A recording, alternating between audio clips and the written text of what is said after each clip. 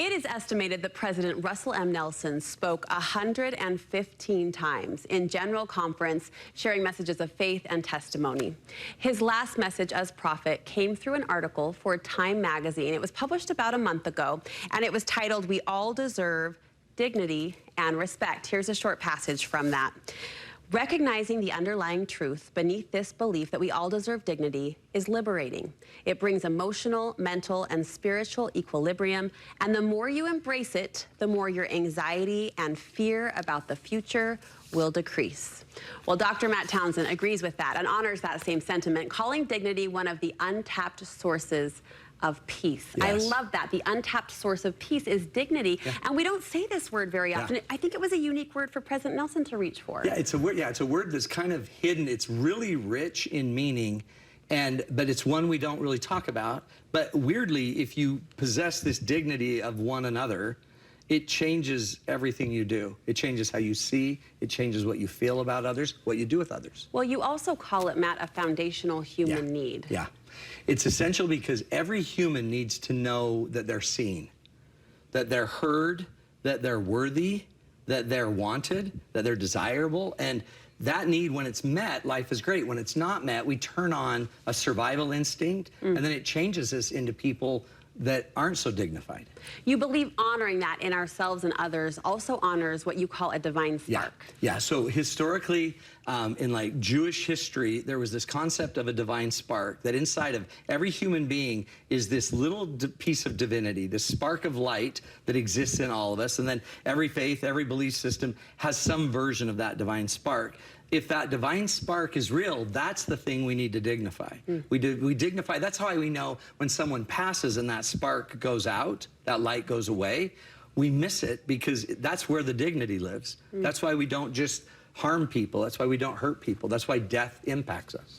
President Nelson was in really esteemed company, and I'm so grateful that you're bringing our attention to this history, because notable leaders have called for this principle as a source of liberation as well. So think of liberation. Think of like Abraham Lincoln. It's a perfect example. Abraham Lincoln has this great quote that just simply says, "I would not be a slave, so I would not be a master." I'm not going to dignify slavery, and I'm not going to be a master of a slave. Neither of us with the divine spark should want to be the master of someone or the slave of somebody. So that, if you notice, started to pick up why we would need to free every human being. Or the suffragette movement, and Louisa May Alcott and Bronson Alcott were believers in this idea that this divine spark existed. So if women have a divine spark, why are they not voting? Or Gandhi, who wanted to peacefully resist against Great Britain and the great imperial nations, right?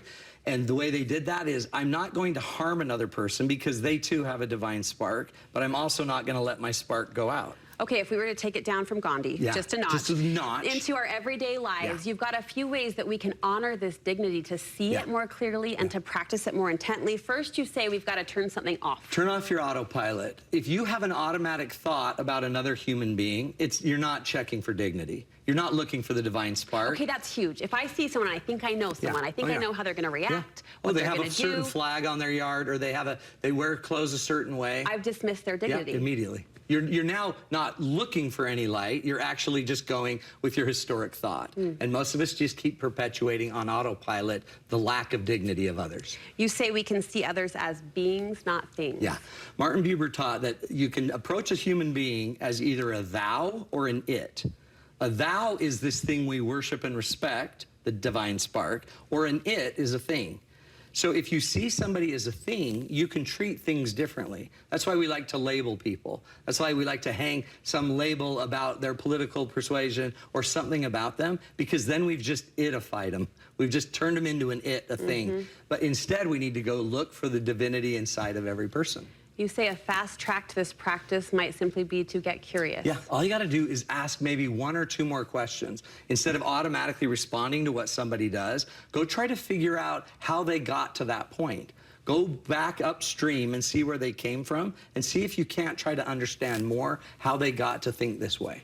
I think if I originally go back to my impression of that word, that, oh, it's unique, and why would he reach for this? As you've described this and taken us more in depth, it perfectly summarizes his character and how he delivered this dignity and saw that in every single person Isn't he that encountered. Powerful? Yeah. It literally, that's the Mother Teresa quote that they'd always ask her, how could you do this? How could you handle all of these difficult people all day long? And she says, because when I look into their eyes, I see the face of my Savior.